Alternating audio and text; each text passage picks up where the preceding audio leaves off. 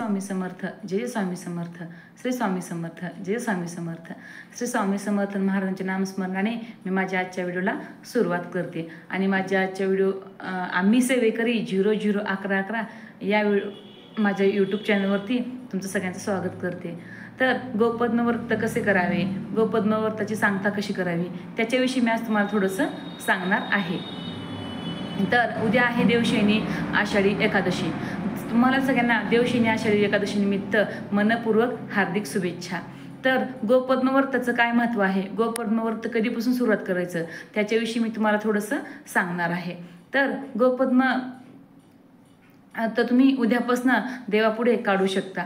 गोपद्मव्रताची अशी असं म्हणतात की गोपद्मव्रत हे उद्यापासून सुरू होतं, म्हणजेच बार्शीपासून पण आपण ते गोपद्म काढू शकतो. आता तुम्हाला विचार पडला असेल की गोपद्म कसा असेल, कसं काढायचं. तर गोपद्माविषयी तुम्हाला मी थोडंसं सांगणार आहे.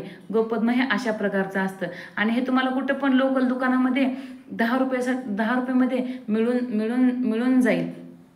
उद्या नाही काढणं झालं तर तुम्ही परवा नक्की गोपद्म काढू शकता.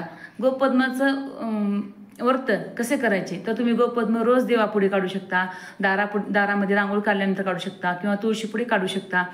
परत गोपद्म 4 महिने हा गोपद्म तुम्ही रोज देवापुढे काढायचा आहे. 33 कोटी देवांचा वास असं जे म्हणतात त्याला गोपद्माचं असं नाव दिलेलं आहे. गोपद्म गाय तर आपल्यासाठी किती लकी आहे हे आपल्याला माहीतच आहे. गोसेवा केल्यामुळे काय होतं काय नाही तुम्हाला माहीतच आहे.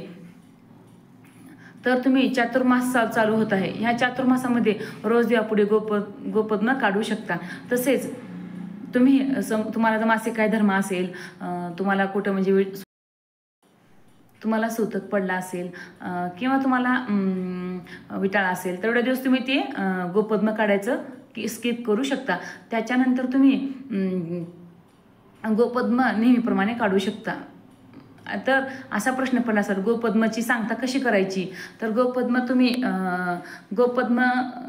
ची सुरुवात आपण कधी करतो, देवशयनी आषाढी एकादशीला आपण गोपद्माची व्रताची सुरुवात करतो. तर त्याची सांगता कधी करायची आहे तर देव उठणी एकादशी जेव्हा असते, म्हणजे जसं की दिवाळी झाल्यानंतर जी मोठी एकादशी येते त्याला देव उठणी एकादशी असे म्हणतात. त्या दिवशी आपण एखादी सुवासनी बोलून त्या सुवासनीची ओठी भरून एखादा नारळ तिच्या ओठीला घालून तिला 33 रुपये दान करून, 33 म्हणजे तुम्ही 10 निवर 3 रुपये असं तुम्ही तिला 33 रुपये दान करू शकता. आणि या व्रताची तुम्ही सांगता करू शकता. अशा प्रकारे तुम्ही नक्कीच गोपद्माचे व्रत करा. गोपद्माचं व्रत केल्यामुळे आपल्या घरात सुख शांती धनसंपदा लाभते. मुलाचं शिक्षणामध्ये मन लागतं, मुलांच्या शिक्षणामध्ये वाढ होते. तसेच घरामध्ये आपल्या सुख शांती समाधान लाभतं.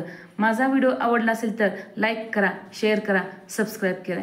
केलेली सेवा श्री स्वामी महाराजांच्या चरणी अर्पण. श्री स्वामी समर्थ, जय स्वामी समर्थ, श्री स्वामी समर्थ, जय स्वामी समर्थ. आजचा व्हिडिओ आवडला असेल तर लाईक करा, शेअर करा, सबस्क्राईब करा. श्री स्वामी समर्थ, श्री स्वामी समर्थ.